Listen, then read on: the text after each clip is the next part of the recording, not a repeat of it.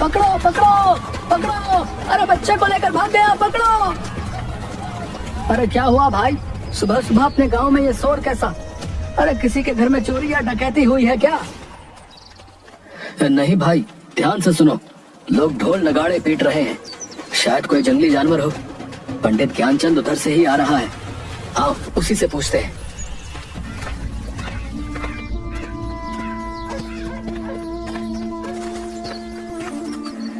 पंडित जी, ये कैसा शोर है? कोई जानवर गांव में घुस गया है क्या?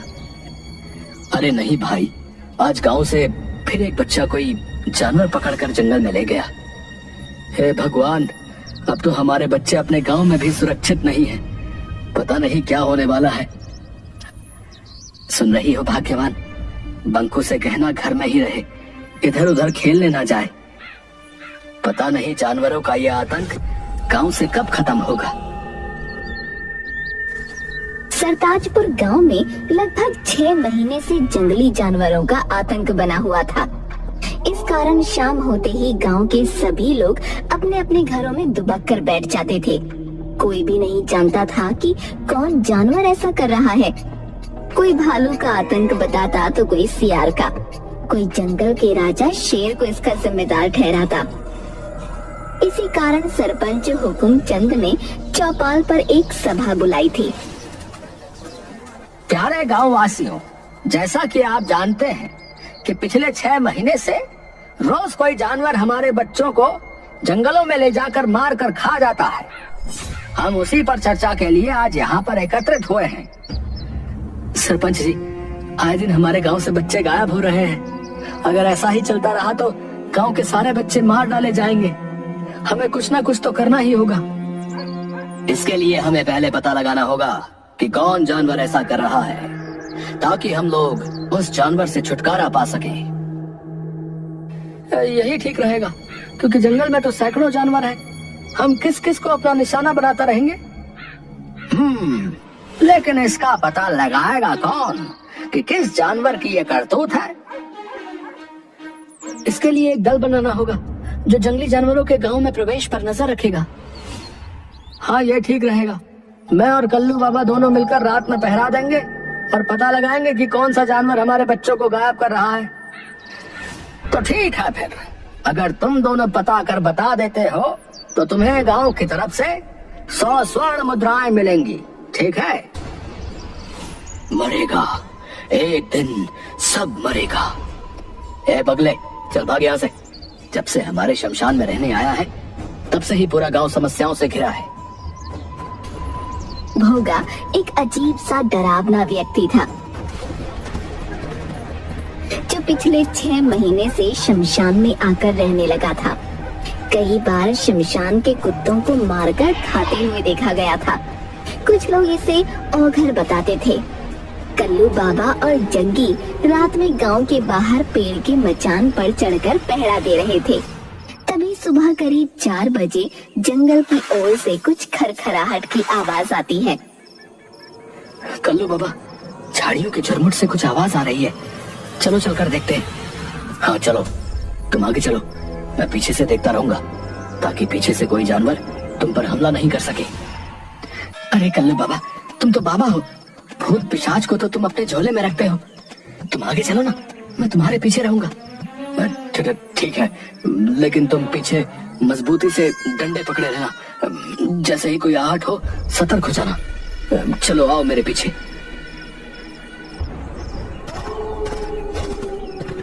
भूत पिशाच निकट नहीं आवे, महावीर जब नाम सुनावे।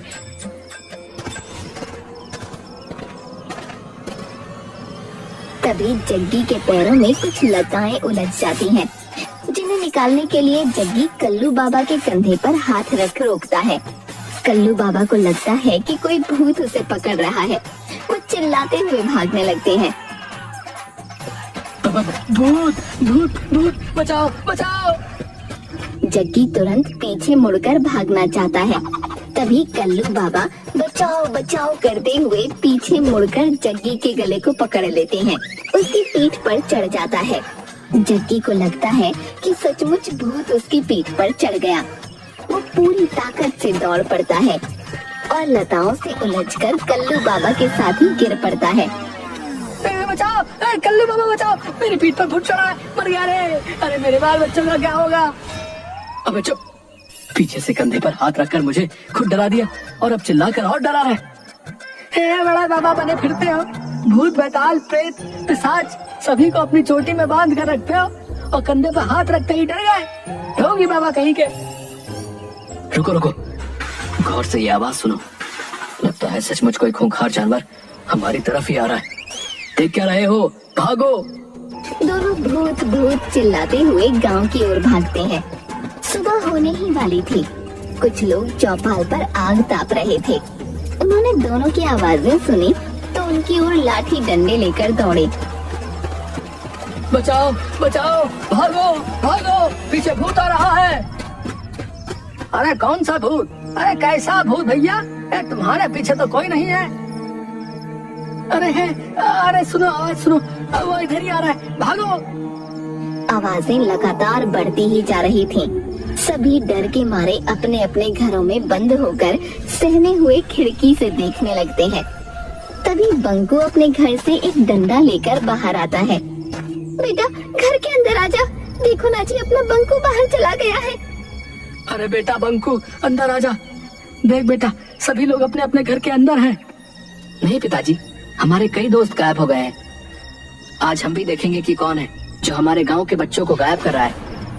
मरेगा, सब मरेगा। तभी उधर से जुगनू की आवाज आती है। बंकू, अरे भैंसिया का रस्सी पकड़, अरे आधे घंटे से पूरा गांव दौड़ा रहा है। बंकू भैंस की रस्सी पकड़ लेता है। भैंस के पैर के पीछे एक बाल्टी फंसी हुई थी, जिसके ईंट पत्थर से टकराने से आवाज निकल रही थी। भैंस तो मैं द्वार पर बात कर आया था, फिर ये खुली कैसे? वो माँ ने कहा कि बाहर भैंस को ठंड लग रही होगी, उसे गौशाला में बांध दो। भैंस बिदक कर भागने लगी, भागते हुए उसके पैर में बाल्टी फंस गई। जग्गी और कल्लू बाबा है? तुम लोगों के डरपोक होने के कारण आज पूरा गांव भयभीत हो गया भाई। वो तो बंकू ने बहादुरी दिखाई, लेकिन बात तो यही है कि आखिर बच्चों का शिकार कौन कर रहा है? तभी सेठ मंगत लाल रोते रोते आता है। सरपंच जी, मेरा बेटा सुधीर घर पर नहीं है। नौकरों ने बताया कि सुधीर को शेर दबोच कर ले गया है जंगल की ओर। हाय मैं लुट गया, हाय मैं बर्बाद हो गया, मेरा इकलौता बेटा। धैर्य रखो मंगत लाल, धैर्य रखो। हम सभी उसी का उपाय ढूंढने के लिए यहाँ इकट्ठा हुए हैं। सुधीर मेरा भी दोस्त था, हमें उसे ढूंढना ही होगा। बंकू घर में बिना बताए जंगल की ओर चल देता है।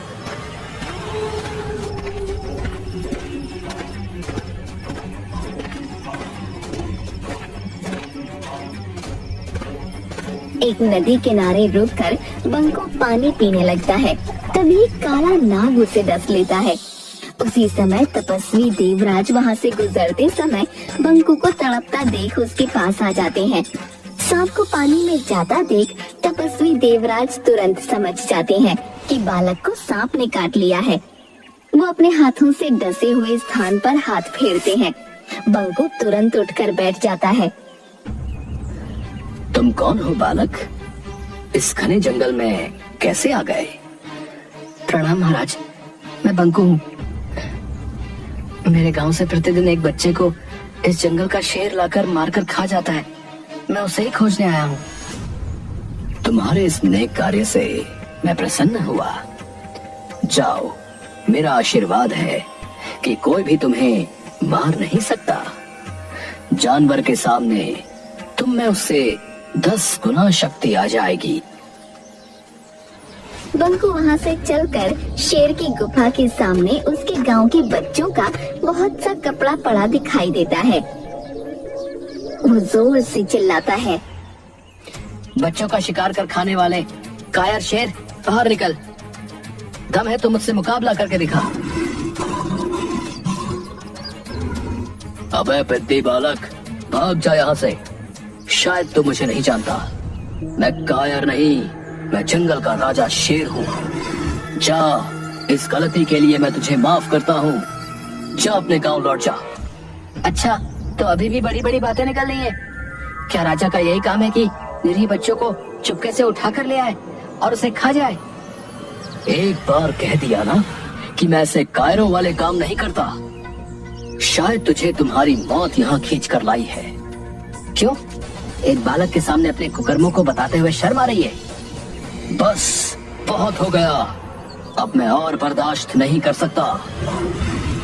शेर छलांग मारकर बंकू को दबोच लेता है। दोनों में गुत्थम गुत्था हो जाती है, लेकिन कुछ ही पलों में बाजी पलट जाती है। तपस्वी देवराज के दिए हुए वरदान की वजह से बंकू शेर से जीत जाता है। कौन हो तुम बहादुर बालक, और मुझ पर ऐसा इल्जाम क्यों लगा रहे हो? मैं सरताजपुर में रहता हूँ, जहाँ से तुम कल भी मेरे दोस्त सुधीर को दबोच कर ले आए हो, जिसका प्रमाण तुम्हारी गुफा के सामने पड़े कपड़े हैं। हाँ, इसको तो मैंने भी देखा है, पर ज्यादा ध्यान नहीं दिया। शेर तुरंत अपने गुप्तचर सियार को बुलाता है।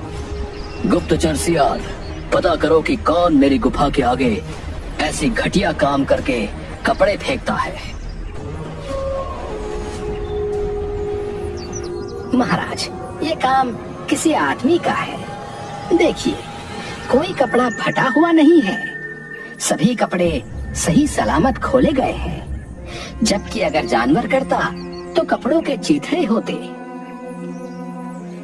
देख लिया, कोई हम जानवरों को फंसाने के लिए ऐसा काम कर रहा है। ठीक है, लेकिन आखिर ऐसी घिनौनी हरकत कौन कर रहा है? मैं सामने पेड़ पर से आज रात नजर रखूंगा। रात भर बंकू मचान पर जगा रहता है, लेकिन वहाँ कोई नहीं आता। करीब 4 बजे उसे नींद लग जाती है और वो सो जाता है। तभी चिड़िया की आवाज सुनकर बंकू जग जाता है। वो देखता है कि कंबल ओढ़े हुए एक आदमी सुधीर के कपड़ों को शेर की गुफा के आगे फेंक रहा है। बंकू मचान से उतरकर उस आदमी को पकड़ लेता है। भागता कहाँ है? जरा अपना चेहरा तो दिखा। भोगा, तुम तो गांव के सारे बच्चे तुम ही गायब कर रहे हो। मरेगा, सब मरेगा। अब कोई नहीं मरेगा, अब बस तू ही मरेगा। इतना कहकर बंकू जोर से भोगा के पेट में मुक्का मारता है, लेकिन भोगा को कुछ नहीं होता। अलबत्ता भोगा के एक मुक्के से वो बेहोश हो जाता है। समय पर शेर के आ जाने से भोगा वहाँ से भाग जाता है। उठो बालक। वो कहाँ गया? वो तो भाग गया। बंकू तपस्वी देवराज की कुटिया पर जाकर, प्रणाम महाराज।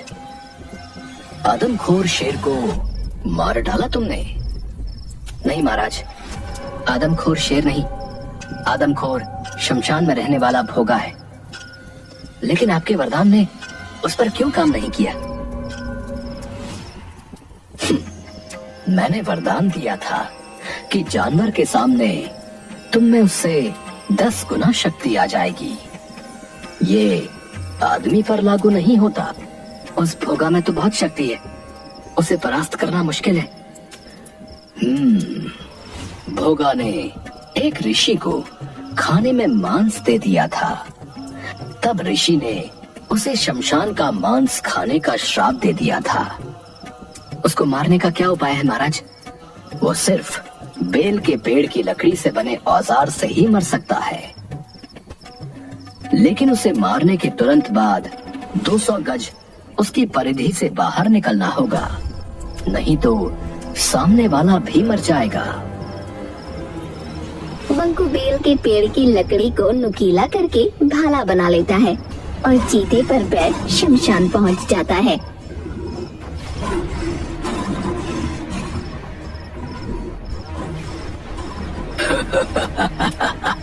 आ गए, आज तेरी मौत तुझे यहाँ खींच लाई है।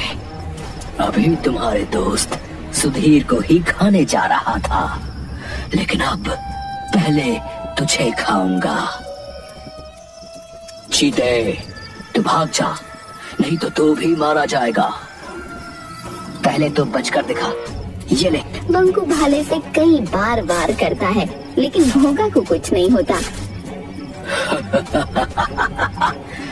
बालक, हो गई हसरत पूरी। अब तू मेरा शिकार बनेगा। तभी अचानक तपस्वी देवराज वहाँ प्रकट होते हैं। बंकू, भाले को उसकी नाभि में मारो। बंकू जैसे ही भोगा की नाभि में भाला मारता है, एक विस्फोट होता है। बंकू तुरंत चीते पर बैठकर 200 गज दूर हट जाता है। भोगा का शरीर वहीं भस्म हो जाता है। बंकू को सुधीर के साथ आते हुए देखकर गांव वाले खुशी से उछल पड़ते हैं। सेठ मंगत लाल और सरपंच हुकुम सिंह बंकू को इस कार्य के लिए 500 स्वर्ण मुद्राएं देते हैं।